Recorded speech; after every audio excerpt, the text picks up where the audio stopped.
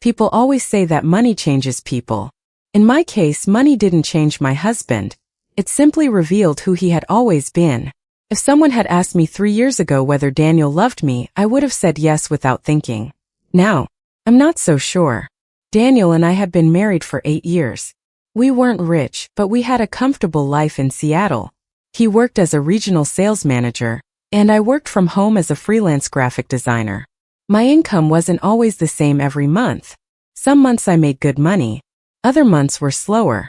But I always paid my share of the bills, bought groceries, and quietly saved whatever I could. The problem wasn't money. The problem was Daniel wanted everyone to believe he was the only reason we had a good life. Whenever his family visited, he loved talking about his paycheck. I work hard so Emma can stay comfortable. First I thought he was joking. Then I realized he wasn't. His mother smiled proudly every time he said it. His younger sister once laughed and asked me, "So, what's it like not having to worry about money?" I smiled politely. "I work too." She shrugged. "Oh, but Daniel earns the real income." I wanted to correct her. Instead, I changed the subject. Looking back, maybe that was my biggest mistake. I stayed quiet for too long. Things got worse after Daniel received a promotion. Suddenly, every family dinner became a celebration of him. Every story started with, "When I got promoted," "When I paid for," "When I bought." He never mentioned that I had helped pay for our vacations.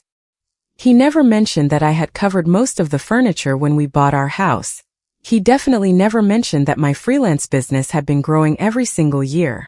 I didn't care about getting credit. I cared about respect. And little by little, that respect disappeared.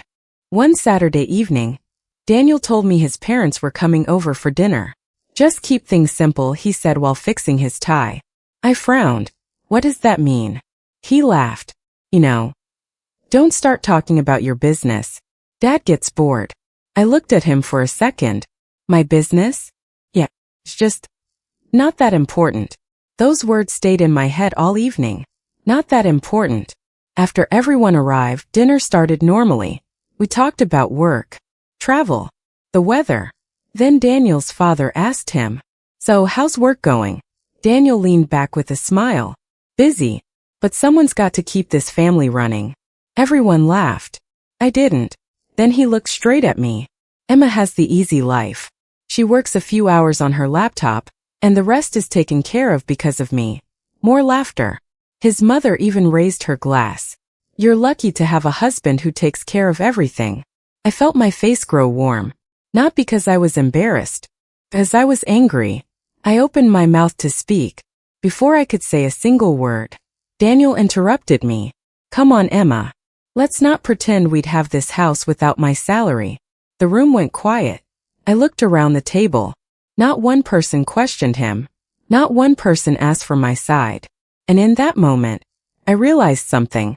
The biggest lie wasn't what Daniel had just said. The biggest lie was the one I had been helping him tell for years. For the rest of dinner, I barely spoke. Daniel kept telling stories about work while everyone laughed at his jokes.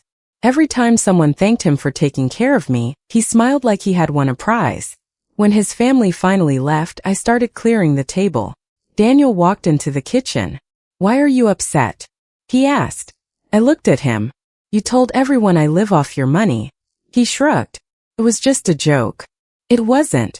He rolled his eyes. "You always take everything personally." That was the moment I stopped arguing.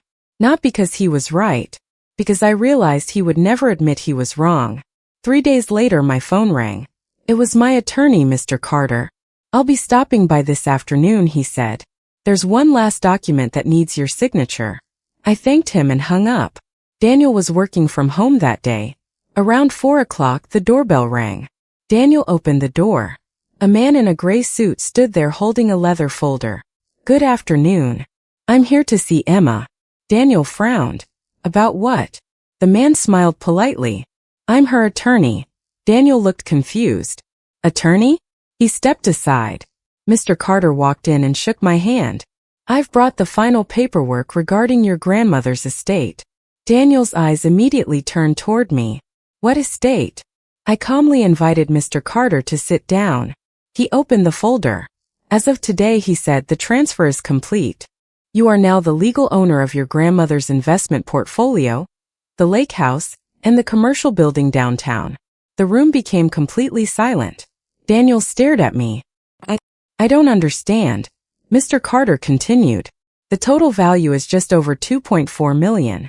Daniel actually laughed. He thought it was some kind of joke. It's impossible, he said. Mr. Carter simply slid the documents across the table. Everything was there.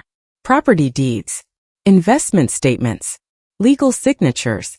Daniel looked at me like he had never seen me before. You never told me. I folded my hands. You never asked. He shook his head. But why would you hide something like this? I looked him straight in the eyes. I wasn't hiding it. I was protecting it. That weekend, Daniel's parents came over again. This time, nobody was laughing. Daniel's mother quietly asked, Emma, is all of this true? Yes. She looked embarrassed. I thought Daniel. I finished her sentence. Paid for everything? She slowly nodded. I smiled, but there was no anger left. The house furniture? I bought most of it. Our vacations? I paid for half. The emergency fund? That was mine too. Daniel couldn't even look at me. For years he had enjoyed being the hero. Now everyone knew the truth. Later that night he knocked on our bedroom door. I owe you an apology. I stayed quiet. I was insecure, he admitted. I liked feeling important. I never thought my words hurt you that much. I believed he regretted what he had done. But regret doesn't erase years of disrespect. The next morning I made my decision. I wasn't ending my marriage because of money. I was ending it because respect had disappeared long before the lawyer ever arrived. A few months later, the divorce was finalized. We divided only the assets we had built together. My inheritance remained mine. Sometimes people ask if I regret walking away. I always give the same answer. Money never ended my marriage. The lie did.